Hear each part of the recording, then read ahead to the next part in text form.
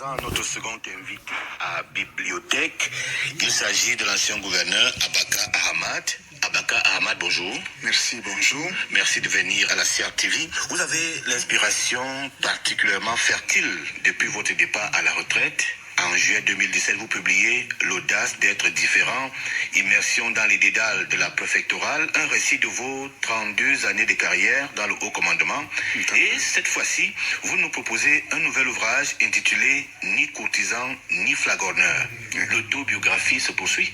Oui, je crois que ça c'est un pan que je n'ai pas développé dans le premier ouvrage qui parlait de certains autres aspects de ma biographie. Disons que c'est un complément qui vient s'ajouter au premier ouvrage. Cette fois-ci, je produis quelques discours de mon cru. Mais ce serait une erreur de penser véritablement que c'est la poursuite de la biographie. C'est d'autres motivations qui m'ont amené à produire cet ouvrage. Très bien. Ni courtisan, ni flagorneur. Principe personnel pour vous ou alors norme universelle du haut commandement? D'abord, pour moi, c'est un principe de travail. Ne pas être courtisan, ne pas être flagorneur, ne pas passer son temps à flatter les gens, etc., etc.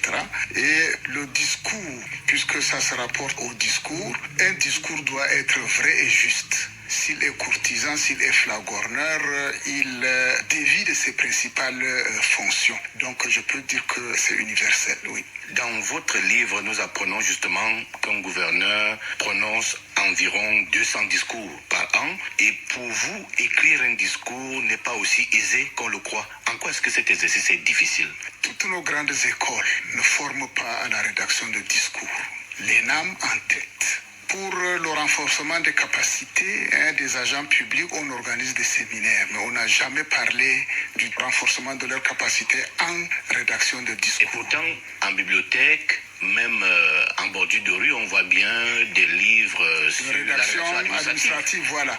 La rédaction administrative est vaste et dans les précis de rédaction administrative dont vous parlez dans les bibliothèques, le développement s'arrête à la rédaction des documents administratifs. On ne va pas sur l'autre volet qui parle du discours. C'est très curieux. Mais quand vous allez dans les documents de rédaction administrative anglo-saxonne, c'est bien un chapitre qui est réservé à la rédaction des discours. Donc, il y a une carence. Dans nos grandes écoles, on ne forme pas à la rédaction des discours. Et sur le terrain, quand vous prenez une promotion de toutes les écoles, minimum 10% deviennent des déclameurs de discours, pendant que les 90% sont tous des rédacteurs de discours. Parce qu'à quelque échelon que vous vous trouvez, votre chef peut à tout moment vous demander, selon votre domaine d'activité, préparez-nous un discours pour telle ou telle cérémonie. Or, vous n'avez pas appris à faire des discours. Votre chef lui-même n'a pas appris à faire des discours. Donc, il va lire ce que vous lui avez produit avec vos faiblesses et vos lacunes. Et c'est lui qu'on juge, c'est lui qu'on apprécie parfois. Qu'on apprécie parfois. Si vous avez bien fait, personne ne sait que vous avez bien fait. Si vous avez mal fait, évidemment, ça vous protège. Dans votre cas, Abaka Ahmad, qui? La plupart du temps, c'est moi qui les écrivais. Par la suite, mes collaborateurs délégués m'envoyaient des projets, des matériaux pour me permettre de peaufiner mon discours. J'ai eu la chance, à la sortie de l'ENAM, d'être nommé chef de cabinet d'un gouverneur qui m'a mis au travail et qui m'a amené à aimer préparer ces discours. Et quand je devrais préparer mes discours à moi, ça a paru plus aisé.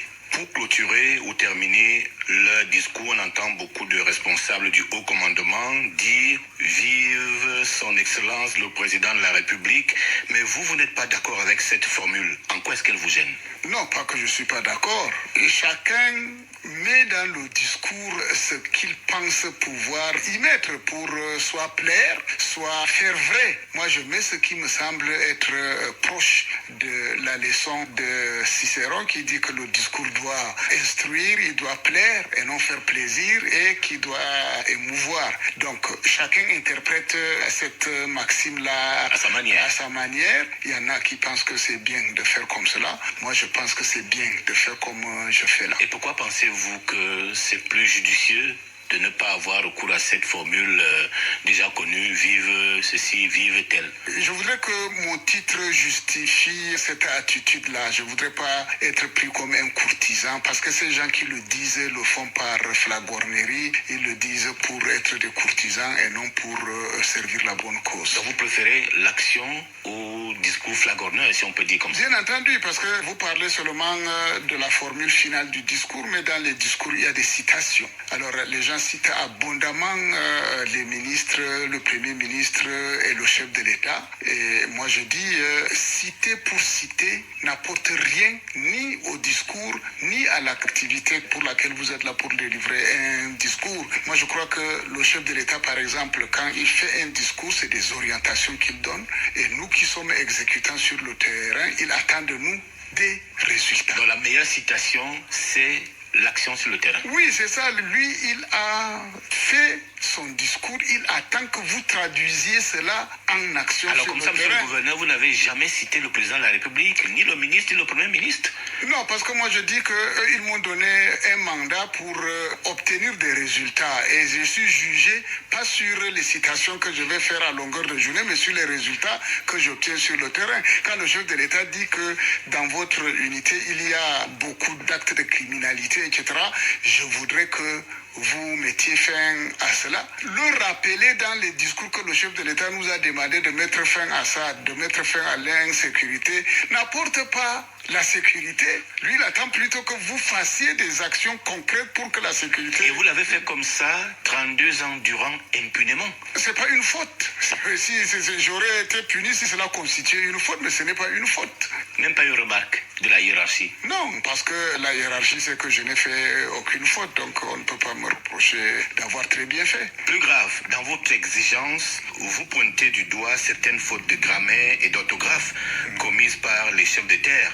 Vous n'êtes plus gouverneur en ce temps-là, vous êtes devenu un enseignant. Le gouverneur doit encadrer les populations et ses collaborateurs. Il doit former ses collaborateurs parce qu'aucune école de formation ne forme en réalité. L'école de formation, que ce soit l'ENAM ou l'OCUS ou je ne sais pas, n'importe quelle école, vous donne les matériaux pour aller vous former sur le terrain. Maintenant, si vous n'avez pas de mentors sur le terrain pour vous tenir la main, vous montrer la voie, évidemment, vous aurez été théoriquement formé, mais pratiquement, vous n'aurez aucune chance d'être un bon fonctionnaire. Donc, évidemment, moi, je forme au quotidien mes collaborateurs parce que je voudrais les amener à m'aider à obtenir un résultat. Alors, si mes collaborateurs ne savent pas ponctuer un texte, ils ne savent pas construire des phrases, je passerai tout le temps à corriger écrits, ce qui fait que je fais doublement le travail. En contexte camerounais et au regard de votre détachement, on dirait volontiers de vous que vous êtes un administrateur civil hors échelle, sans ambition. Oh, pourquoi sans ambition? Puisque vous ne citez pas le président de la République, vous ne citez Alors, pas les... vous voyez, donc, si il faut citer le président pour espérer avoir des retombées, vous tombez dans la flagornerie que je condamne. Est-ce que votre formule, votre démarche a porté des fruits? Vous avez souvent obtenu des résultats dans votre carrière? Bien entendu, si vous faites un vox pop auprès des populations que j'ai servies par le passé, elles vous diront la différence qu'il y a entre un préfet, un sous-préfet ou un gouverneur qu'on appelait Abakar et les autres. Être gouverneur pour vous, pour se limiter seulement à cette haute fonction, c'est un honneur ou un sacerdoce? C'est tout à la fois. C'est un honneur, certes, mais c'est aussi un sacerdoce. Mais visiblement pour vous, c'est d'abord un art. C'est aussi un art. Parce que être gouverneur, tout comme être préfet et sous-préfet, c'est concilier les intérêts contradictoires.